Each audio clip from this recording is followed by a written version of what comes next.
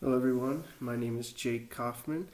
I'm doing my presentation for the Nutrition 200 course at Brigham Young University, Idaho. And today I'll be doing it on iron. And we'll go ahead and get started with this here. So just a short introduction into iron. Just keep in mind that we'll be going to more depth about each of these topics that we're going to see here. But iron is a mineral that's naturally present in many foods, and it's also found in supplements and fortified foods as well. And so it's not hard to find and get when you know what you're looking for. And for mineral iron, there are two different forms. There's heme and non-heme iron. And kind of important between the two, we'll be going to more depth again later in the slides here. But a key thing about iron is that it is essential for oxygen transport in our bodies. And we'll be talking more about hemoglobin, myoglobin, and different things like that in just a second. But what I want to focus on here in this slide is the upper limits for iron and also the RDAs. And so starting with the upper limits, for 13 years and younger, the upper limit is 40 milligrams. And if you're 14 years or older, your upper limit is 45 milligrams per day.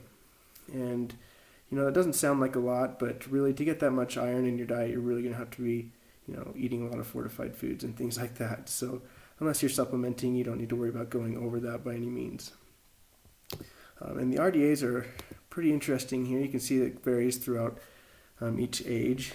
And you'll see here that for what I want to focus on is for between 14 and 18 years old, they do have a little bit higher of a RDA for the iron. And this is simply because this is an age where you're going to be growing a lot.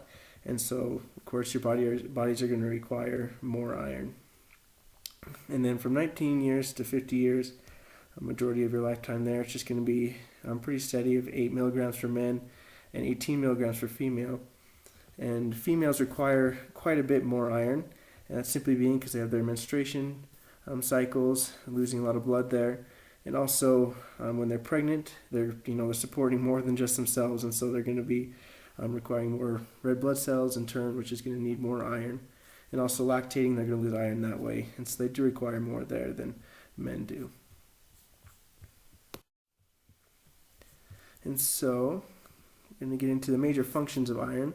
So 70% of our body's iron is found in hemoglobin and myoglobin. And hemoglobin is simply a protein in red blood cells that transfers oxygen in the blood from the lungs to the tissues. And, that's a pretty grade school answer there. And right here we just have a short little picture of the chemistry makeup of hemoglobin. And just here you can see the iron makes up the center of that. It's bonded to 4 nitrogen molecules. And so it's kind of interesting to see that and what role it plays there. And then also it is in myoglobin, which is in the muscle cells. And there it takes, stores, and kind of distributes the oxygen into the muscles. And also, just going to talk briefly here about the role it kind of plays in metabolism. And just it regulates enzymes that are key to metabolism. And we'll get into that a little further here in just a second. But the nutritional function of iron is, and I want to begin with the absorption and the storage of it. And so dietary iron is absorbed in the small intestines, primarily by the duodenum. And once it's through the intestinal lining and into the blood, it's transferred by transfer into the bone marrow for erythropoiesis. Probably said that wrong, but that is where the red blood cells are created. And excess iron is mainly stored in the liver as ferritin. And a little bit of that, if we have a lot of excess iron, then it can be excreted in the feces. But usually, that's not a big problem because it's usually controlled in the absorption. And if you want to find more about that, you can search on the internet, but I didn't want to talk about that a lot here. But most iron in your body is recycled, and so, 120 days, red blood cell dies, but that iron molecule in the hemoglobin can be recycled to create new red blood cells. And so, just kind of on a short note for absorption, vitamin C can really increase the bioavailability of iron. And so, if you're low on iron, try to get some more vitamin C because that can help you to absorb more of that. But in the metabolism for our bodies, iron plays a really key role in the electron transport chain, simply being that it creates heme groups that are needed to form cytochromes and other essential transporters of electrons in the electron transport chain. And so in order to create ATP and energy, it's a very key thing there to be able to transport those electrons through that cycle. So I just wanted to show some food sources of dietary iron. And so it's found in a lot of things. It's found in meat and poultries. Red meat is a great source. Pork, chicken, turkey, pretty much any red meat there is great. Seafood is also a good source. It's in a lot of vegetables, broccoli, peas, spinach, corn. You name it, you're going to get some from those, especially the dark leafy ones. It's also a great source of that is in legumes. So white beans are a great source of a dietary iron, as well as black beans, kidney beans. All the things are going to get you some good iron there. I also want to focus a little bit on the fortified cereals and foods.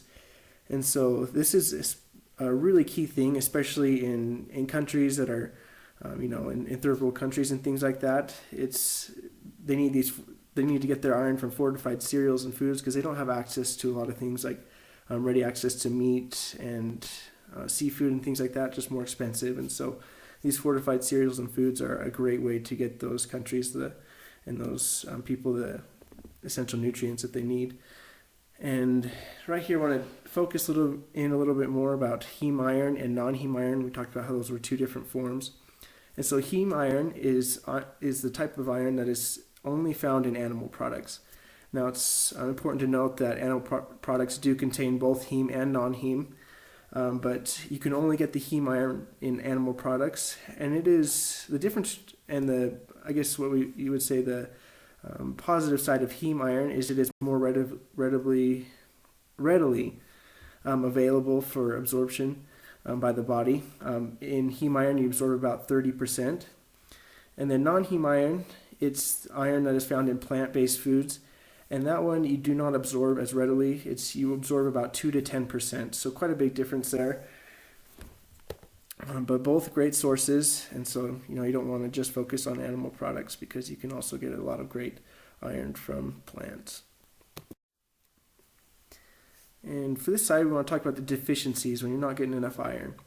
And so an iron deficiency, usually due to a poor diet, there's also malabsorptive disorders, and also blood loss is a very big cause of iron deficiencies. And left unchecked, an iron deficiency will turn into iron deficiency anemia. And blood disorders caused by this is a blood disorder caused by a lack of oxygen in the blood due to an insufficient amount of red blood cells. And this is the most common type of anemia. There's a whole bunch of different kinds. But WHO estimates that 1.2 billion cases a year of anemia are due to iron deficiency. So quite a big number there. And these symptoms of iron deficiency anemia they range from yellow and pale skin. It's one of the most common ones that we know about. It also can lead to chest pain, headache, dizziness, shortness of breath, weakness, and a whole bunch of other things. It can affect your cognitive skills and things like that. One reason that it's so hard to pin down and to diagnose is because all of these symptoms are kind of general symptoms for a lot of things. And so, the pale and yellow skin is kind of a key one there to be able to recognize it. But the other things, it's hard to just diagnose simply from symptoms. So they have tests and things for finding that out. But the people that are most at risk for this are pregnant women and infants and women with heavy menstrual bleeding. That speaks for itself. They're bleeding a lot throughout the month, and so they're going to have lower iron. And then also frequent blood donors are at risk, a greater risk of anemia. Simply being that they're donating blood, and if they're not supplementing or eating properly, they're not going to get that iron back that they're losing as they donate those red blood cells. And so some ways to treat this for people is through iron supplements, a great way there. Just be careful when you're taking those to make sure you don't go over your upper limit. And sometimes in cases, especially with malabsorptive disorders, people do need to take injections in order to increase their iron levels in the blood.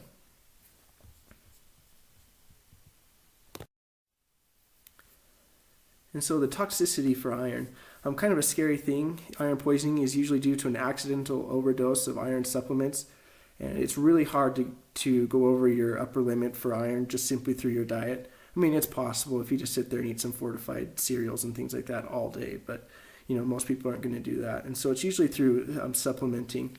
And just kind of something that was interesting and a little scary was up until 1990, iron poisoning was the leading cause of death in medicine overdose in children under 6 years old. And kind of researching that and seeing why it was. Just before that, they weren't as aware of how toxic it was. And so people weren't as careful with keeping their iron supplements out of reach of their children. And they used to be coated in a kind of like a sugar coating, and so it just looked like candy to kids, and so they would just down those things. So that's kind of a scary thing there. But now they've done a lot better. There's child's locks on those, on each of the bottles, and also they have warning labels, and people are a lot more aware now of the danger there. And some common symptoms of iron poisoning is vomiting, diarrhea, fever, chills, liver damage, and in extreme cases, death. And usually that death is caused by organ failure, and so, liver is one of the first ones to go because there's so much damage caused to it. But there's a whole range of other symptoms that come with this. It's, you can see blood in your feces as well as throwing up blood when it's bad enough. So just a nasty thing. You don't want to go over that upper limit. You want to stay safe there, and side note here, keep those supplements out of reach of your children. So. And just some interesting facts that I found on the internet about iron is the reason that your blood is the color red is because of the chemical bond between iron and oxygen. And so it's just the way that it reflects the light, and that's what gives it that color. And 60% of patients with chronic heart failure have been found to have iron deficiency, which is kind of crazy there. I couldn't find much information as to why. They've just been able to observe that. And also, the last interesting fact that I wanted to share was that a low intake of iron during pregnancy can lead to premature birth and impaired cognitive and developmental development in your children. So kind of scary there. Make sure, moms, that you're getting the adequate intake of your iron, just not only for your sake, but also for the sake of your children. And just wanted to find some recent media or literature coverage of this. And I found a really interesting article that's called the Use Cast Iron Cookware as an Iron Deficiency Treatment. And I have the URL link there. But what I really found interesting in this little article was that they were talking about how cooking with cast iron cookware can help you increase your iron intake, simply because the iron from the cookware is released or seeps into your food a little bit. And so they were in this article, they quote a couple of different, or they cite a couple of different sources about this, but in one of the studies they show that there was a 16% increase in iron in the food that was cooked in the iron cookware. So really kind of interesting for me there. And in conclusion, I just want to state that research and get educated in your dietary needs, because usually when you're lacking iron, iron deficiency, you're usually deficient in other minerals as well, or essential micronutrients. So just get educated about it. Find out what you need what your RDA is for iron and other nutrients, and just record and track your diet and find out where you're lacking. And then once you find out where you're at and where you need to improve, just maintain a healthy diet to ensure that you're getting the adequate amount that you need. And also just once again, a little warning here, just while iron supplements can be beneficial for a lot of people, we should be sure not to go over the daily UL, your upper limit there. So just be careful, consult your doctor or your dietitian when you're thinking about doing some iron supplements there, and just make sure that you're staying safe and healthy. And lastly, I want to show the reference slide here, and this is where I got all my information. Thank you. Bye-bye.